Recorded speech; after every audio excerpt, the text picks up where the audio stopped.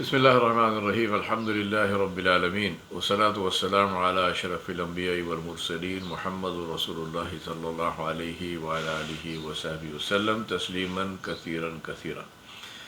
Famma ba'du, my brothers and sisters, many people have been asking me to talk about the celebration of Meelaad-un-Nabi, Mawlud-un-Nabi, different names by which it is called, on the 12th of Rabiul Awwal, which is celebrating the birthday of the Prophet sallallahu alaihi wasallam.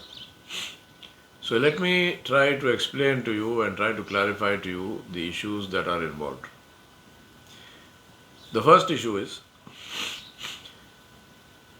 and it's important to differentiate these two things because people sometimes argue and then they ask you questions which are really quite unnecessary. Celebrating the birth of Rasulullah sallallahu alaihi wasallam, differentiate that from celebrating the birthday of Rasulullah sallallahu alaihi wasallam. Now you might say, is this semantics? Are we playing games with words? No, we are not. There's a very significant difference between these two things. Celebrating the birth means, are you happy that he was born? Sallallahu Alaihi Wasallam.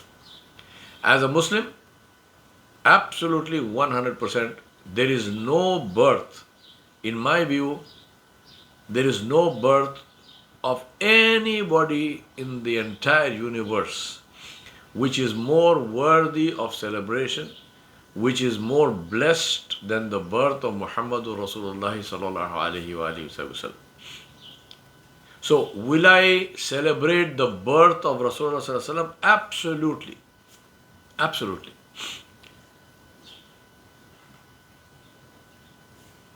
Do I love Rasulullah sallallahu alaihi wasallam? Only Allah is witness. Yes, I love him. I love him more than I can possibly express, and Allah subhanahu wa ta'ala is witness. So do I celebrate his birth? Am I happy that he was born? Absolutely, totally, completely. I don't have the words to describe. The birth of Rasulullah sallallahu alaihi wasallam is the happiest possible incident in the creation of the entire universe. Now, celebrating the birth and celebrating the birthday, what is the difference? Celebrating the birth is to celebrate, is to be happy, is to rejoice on the birth, meaning because Rasulullah sallallahu alaihi wasallam was born.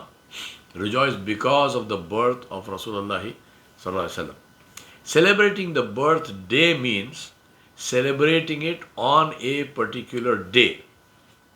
Whether that day is the 12th of Rabiul Awwal, whether that day is the 10th of Muharram, whether that day is the 1st of Ramadan, whether that day is the 10th of January, whether that day is the 4th of April, whatever may be.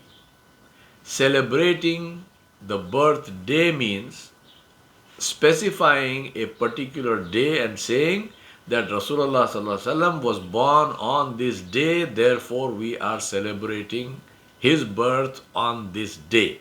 Now, is that something to be done, not done, and so on, so on.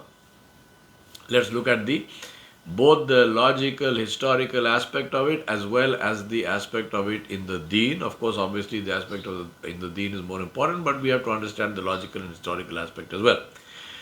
As far as the logical and historical aspect is concerned, if I say that I want to celebrate a particular event on a particular day, right? Whatever that might be, I'm not even talking about birthdays and so on.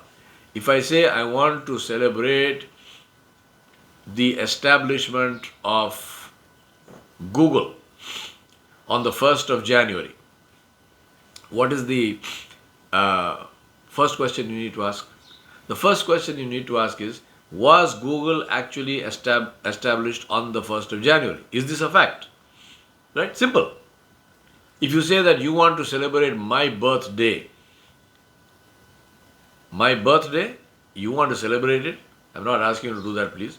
But I'm saying, if you say, I want to celebrate the birthday of my birthday on the 4th of April, Then the first question to ask is, was he born on 4th April? Right? Simple as that. Let's look at this. If somebody says, I want to celebrate the birthday of Rasulullah Sallallahu Alaihi Wasallam on the 12th of Rabiul Awwal, and you can name any day you like. I'm just taking 12th because that is the most commonly held belief. Right? Do we have conclusive, verifiable information that he was born, Sallallahu Alaihi Wasallam, on the 12th of Rabiul Awwal? We don't.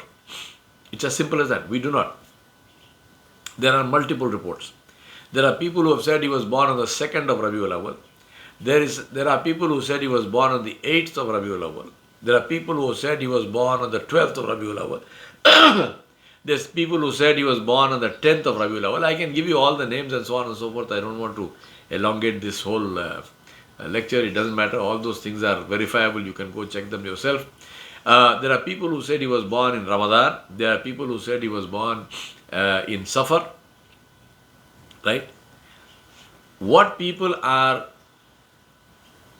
agreed upon is that he was born on the Amul Fil, the year of the elephant, the year that Abraha attacked Makkah with the intention of demolishing the Kaaba, and of course he was unsuccessful and his army was defeated, and Allah subhanahu wa ta'ala destroyed his army, not defeated, Allah destroyed his army,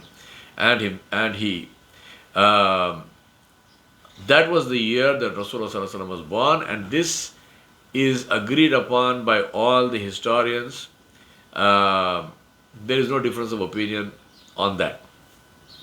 Now, why is there no difference of opinion on the year, and why is there a difference of opinion on the day? Again, very simple. We have to understand the history of the Arabs. They had a system. The Arabs actually followed the Roman calendar. So in terms of numbers, dates and so on, they followed that. And they had a very sketchy way of following it. So it wasn't that they kept track of every single day and so on. They named years after significant events. So for example, this elephant thing was a very significant event, never happened before, never happened again. And therefore that's Amul Fil, the year of the elephant. Later on from the Seerah, if you read, you will find that there was a year when Rasulullah sallallahu alaihi wasallam and his entire family, the Banu Hashim, had been exiled from Makkah, and they were embargoed and restricted in the value of Abu Talib, Shaykh Abi Talib, and that was the year in which Rasulullah sallallahu alaihi wasallam lost our mother Khadijatul Kubra radiallahu anha, as well as his uncle Abu Talib. And that year it's called the year of sadness, Amul Huzn. And so therefore these years were named. So specifically years were remembered, and they were named based on some significant event which happened. Now, keeping track of birth dates was not from the tradition of the Arabs. So not only do we not have the exact date of birth of Rasulullah sallallahu alaihi wasallam, we do not have an exact date of birth of anybody. Right? You name any of the people of the time, there is no exact date of birth for that person, neither for Abu Bakr, nor Umar, nor Osman, nor Ali, nor Abu Sufyan, or anybody radiallahu anhu ajmain. There is no Khalid bin Walid or radiallahu anhu, no date of birth is specifically mentioned and authentically reported of anybody. And that the reason for that is because this was not their tradition. They did not keep track. They didn't celebrate birthdays. They didn't keep track of the date of birth of any person. Now, in addition to that, you might say, well, maybe they didn't keep track of anybody else. Why did they not keep track of Rasulullah sallallahu alaihi wasallam? For a very simple reason. When he was born, they did not know that he is the Rasul. Nobody knew that he is the Rasul. Nobody knew that he was going to be the Rasul. This was a child which was born. And this was a child which was born in a very significant and very honorable and noble family, the Banu Hashim, from the Quraysh. But it was also a poor family. And on top of that, this child was born. His father had already passed away. So this was an orphan child. So it was not somebody who was, like the prince, the son of a king, or some such thing, where you would keep some track of the date of birth. It wasn't. right? This was a very ordinary thing which happened at that time. Was it ordinary in itself? Of course not. It was the most extraordinary event that could ever have happened. Allah subhanahu wa ta'ala sent his Nabi sallallahu alayhi wasallam. But this was something which was known to Allah subhanahu wa ta'ala. This is not something which was known to the people. As far as the people were concerned, Amina bint Wahab had a baby. That's it. Like many other women of the time, they did not track anybody's date of birth, and so therefore that date of birth, specific date of birth, is not known. Again, so therefore, should we celebrate the birth of Rasulullah sallallahu alaihi wasallam, that he was born? Absolutely. When should we celebrate it? Absolutely any time. Any time of the year. And as far as I am concerned, we should celebrate it every single day by following his sunnah. Because that is the correct way of celebrating the birth of Rasulullah sallallahu alaihi wasallam. Not by singing anashid and khawali and whatnot, but by following his sunnah, by following his method, which makes us the beloved of Allah subhanahu wa ta'ala. Right? قُلْ إِن كُنْتُمْ تُحِبُّونَ اللَّهَ فَاتَّبِعُونِي يُحْبِبْكُمُ اللَّهُ وَيَغْفِرْ لَكُمْ ذُنُوبَكُمْ وَاللَّهُ غَفُورٌ رَحِيمٌ. Allah subhanahu wa ta'ala said in Surah Al-Imran, say to them, O Muhammad sallallahu alaihi wasallam, to emulate you, to love you, so that they emulate, they do, they copy, they do everything the way you do, right? And then Allah will, if they do that, then Allah subhanahu wa ta'ala will love them and Allah will forgive their sins. So this is the best way of celebrating the birth of Rasulullah sallallahu alaihi wasallam, is by following what he did. Now, what about specifying a particular day and saying he was born on the 12th of Rabiul Awwal, or he was born on the 8th of Rabiul Awwal, or he was born on the 10th, or whatever day. You specify a day and you say, therefore we are celebrating this day. First and foremost, factually it is incorrect. You don't know the date, I don't know the date, nobody knows the date. Nobody today can say with authenticity, with authority, that he was actually born on this day. There is no evidence to the effect. So therefore that statement itself is false and wrong, number one. Number two, if that particular day had been so important, then this information would not have been lost. Rasulullah sallallahu alaihi wasallam himself would have informed us, and we would have had the date. The very fact that he did not inform us means that that particular, the date is unimportant, right? The fact that he came amongst us is a blessing of Allah subhanahu wa ta'ala. We thank Allah subhanahu wa ta'ala for this. Now, therefore, should you specify a particular day and celebrate? Let me answer that in another way, which is, why would you do that? Why do you want to celebrate on a particular day and specify that as the day? Especially when you know that this information, to say that itself is false, because we don't know this. Why would you want to do that? Tell me. Right? There's no reason. So don't do it. Simple as that. Now, people who do it, why do they do that? Very simple. They are people with good intentions. Alhamdulillah, we are not talking about the intentions of the people. Right? The people who are celebrating the birthday of Rasulullah sallallahu alaihi wasallam are people who with good intentions. Why do they love the Prophet sallallahu alaihi wasallam. They want to specify a particular day. They want to sing some songs and whatnot, and prepare some special foods, and then they have some special acts of worship. May Allah protect us from all forms of bidat. They want to do all of this. Why? Because they think this is ibadah. Because they think this pleases Allah subhanahu wa ta'ala. Now, that is where the trouble comes, which is that in the Sharia, in Islam, there is the fundamental rule is that as far as the Aqidah and the Ibadat are concerned, the creed and the worship is concerned, everything is haram, everything is prohibited, except what Rasulullah sallallahu alaihi wasallam did and what he permitted to be done. Both are the same things, right? Except what he said and did and what he permitted. Other than that, anything is haram. And Rasulullah sallallahu alaihi wasallam said, "Kullu bid'atin dalala wa kullu dalalatin finnar." Right? He said in the famous hadith which we hear in practically every Jummah, he said that all innovation is in the hellfire. Now this refers to Aqidah and Ibadat, creed and acts of worship. This does not refer, for example, to your masjid architecture. Was there a dome in the time of Nabi sallallahu alaihi wasallam? Was there a mihrab? So when you're putting a dome now, is this a bid'ah? Should you wear a topi or no topi? right? Should you wear a Mishla, or should you drive a car, or should you ride a camel? I mean, people ask these, these questions. May Allah protect us. I mean, these are questions that come because people don't understand the definition of these terms. So it's very important, first of all, to understand the definition of terms.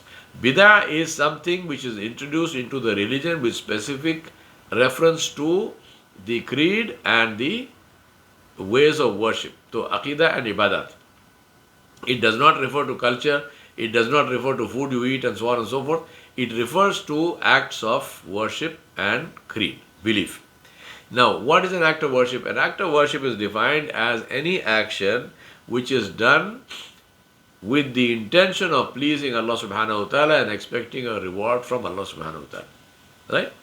So, for example, I am sitting here giving this lecture. I hope Allah subhanahu wa ta'ala will reward me. So, therefore, this becomes a act of ibadah for me, inshallah. And I ask Allah subhanahu wa ta'ala to save me from saying anything which is wrong, and to forgive me if I do that, and to reward me for this, inshallah. I request you to make the same dua for me. You feed some people because you want, Allah subhanahu wa ta'ala, Nabi sallallahu alayhi wa sallam said it's a good deed to feed people. This becomes an act of ibadah because you are feeding people in order to please Allah subhanahu wa ta'ala. If you are feeding people and you have TV cameras and you are putting it up on Facebook and you are saying, oh, I am feeding all these people, then this becomes shirk. This becomes a matter where you, may Allah protect you from yourself. Allah can punish you for that. It becomes riya, it becomes shirk. So don't do that. Worshipping and any action which is done purely with the intention of pleasing Allah is an action of ibadah.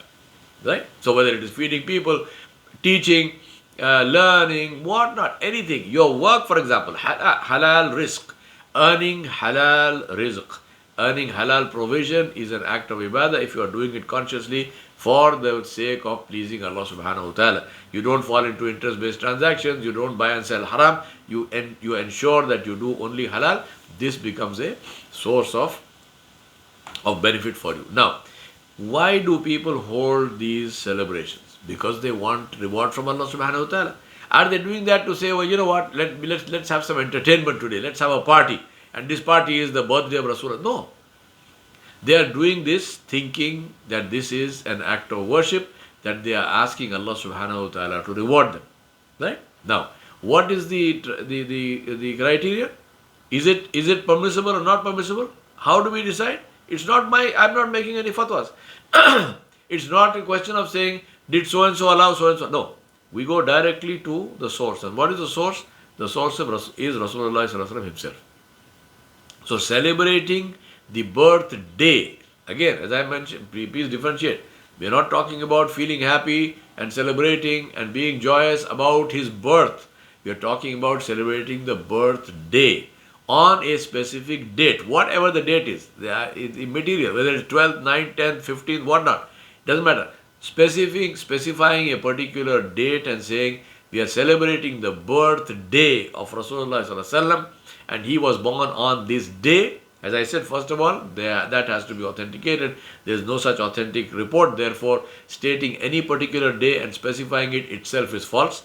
Second thing is, if we do that, then we have to look to see, is there evidence of this in the life of Rasulullah sallallahu alaihi wasallam? Did he do that? Short answer, no, he didn't do that. Long answer, no, he didn't do that. Did any of the Sahaba do it? Did the Khulafa Rashida do it? Did Abu Bakr Siddiq radiallahu anhu do it? Did Umar ibn al-Khattab radiallahu anhu do it? He did not do it. Did Uthman bin Affan radiallahu anhu do it? Did Sayyidina Ali bin Abi Talib radiallahu anhu do it? Did his wife Fatima Zahra radiallahu anha do it? Did anybody among the Sahaba, did they do that? All of the 100 and whatever thousand of them, right? Did anybody do that? Answer, no, they did not do that. Did any of the next generation, did Abdullah bin Mubarak, did Hassan al-Basri, did Sufyan al-Thawri, take the next generation, did they do that? No, they did not do that. Take the next generation, the third generation, right? 300 years after Nabi sallallahu alaihi wasallam, did they do that? Did any of the Aimma of fiqh, did Imam Abu Hanifa, Imam Shafi, Imam Malik, Imam Ahmad bin Hanbal, radiallahu anhu ajmain, rahmatullahi alayhim ajmain, did any of them do that? Nobody did that. When did this start? This started in the Fatimi dynasty. The Fatimids were the Fatimi Khilafah was the Shia dynasty which ruled Egypt. And they were the first people who started the celebration of what they call Maulid or Maulud, and different sort of names that they have for this. So that is where it started, right? Now, and that was when? That was almost 600 years later, almost in the in the 12th century. Nabi Sallallahu Alaihi Wasallam was born in the 7th century, so almost 500 years later, the Fatimis were the people who started this celebration, and they used to celebrate many other things. They used to celebrate many other days, among which this was also one of the days which was celebrated by the Fatimis. Now, therefore, if you are practicing this celebration, who are you actually following? Ask yourself this question. Are you following Rasulullah Sallallahu Alaihi Wasallam himself? Or are you following Abu Bakr and Umar and Uthman and Ali radiallahu anhum ajmain? Are you following the Sahaba ridwanullahi alayhim ajmain collectively? Are you following the Imams of fiqh? Are you following the Salafus Salihin? Or are you following the Fatimis, among whom this thing was first started? Who are you following? Ask yourself, who do you want to follow? Who should you follow? Right? So if you are doing an action which Rasulullah Sallallahu Alaihi Wasallam did not do, and none of the Sahaba did, he never asked for this to be done, he never permitted it to be done, right?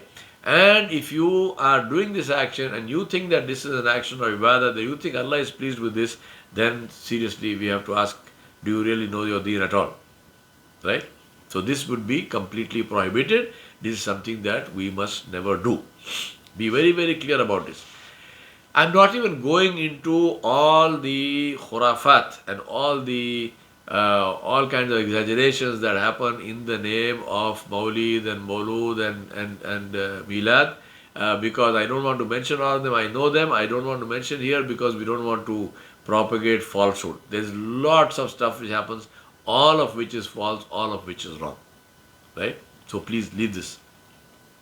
To celebrate the birthday of Rasulullah Sallallahu Alaihi Wasallam on a particular day, historically, there is no evidence for it. Religiously, it is something which is prohibited because it would come in the area of ibadah, and no ibadah is permitted which Rasulullah Sallallahu Alaihi Wasallam never did. So if somebody tells you that you should celebrate this birthday of Rasulullah Sallallahu Alaihi Wasallam, whether it's on the 12th of Rabiul Awwal or whenever, tell them, please find me authentic hadith or ayat of the Quran where I am directed to follow this and I am directed to celebrate the birthday of Rasulullah Sallallahu Alaihi Wasallam. Right? There is no such thing, they cannot find it, but I'm just saying, tell them that. Right? Tell them, find me the ayat where Allah told me to celebrate, or find me the hadith where Rasulullah Sallallahu Alaihi Wasallam celebrated and he told people to celebrate. Rasulullah Sallallahu Alaihi Wasallam said, I was born on a Monday. He did not specify the date. Monday. He said, I was born on a Monday and he used to fast on Mondays. He said, I want Allah subhanahu wa ta'ala to find me in a state when I am fasting, in a state of ibadah on a Monday. So you want to celebrate the birthday of Rasulullah Sallallahu Alaihi Wasallam? Please fast on Mondays. That is authentic. We know this from the Nabi alayhi salam himself. But did he specify a particular date? He did not.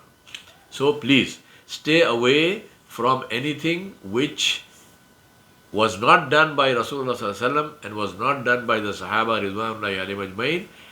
As far as the culture aspect of it is concerned, there are many people who have said that, oh, but you see, this is culture, it doesn't matter. It matters. Because even in the name of culture, something is started and later it becomes religion. That is why bid'at are prohibited, they are haram, because all bid'at start with a good intention. The people who made Isa alayhi salam into son of God started with a good intention. They wanted to praise Isa alayhi salam. They said, there's nobody, this man is so beautiful, this man is so pure, this man is so so pious that he cannot even be human. He has to be son of God. Na'udhu billah. It starts with a good intention. Just having a good intention about something does not make it halal. It is actually a very big trap. So don't fall into that, please. Good intention alone is not sufficient. It has to be this Islam, this deen of ours is a deen of dalail. It's a deen of proof and evidence, not just good intention. Good intention is definitely required, but good intention that is not supported by evidence from the Quran and the Sunnah is invalid in Islam. So please stay away from this. Celebrate the birth of Rasulullah Sallallahu Alaihi Wasallam by following his sunnah in every aspect of your life, in your appearance, in your talk, in your walk, in your dealings, in your relationships, in everything, and may Allah subhanahu wa ta'ala fill your life with the barakah and nur of Muhammad sallallahu alayhi wa alihi wasallam. Stay away from and do not celebrate a birthday, a specific day. Don't specify a particular day and celebrate a birthday of Rasulullah Sallallahu Alaihi Wasallam, because he did not do that. None of the Sahaba did that. Allah did not order us to do that in the Quran, and therefore this is not from this deen. I hope I have made myself perfectly clear. وَمَا عَلَيْنَا إِلَّا الْبَلَاغُ الْمُبِينُ. It is not for me to do anything more than to state it as it is. وصلى الله على نبي الكريم وعلى آله وصحبه أجمعين برحمتك يا أرحم الراحمين. والسلام عليكم ورحمة الله وبركاته.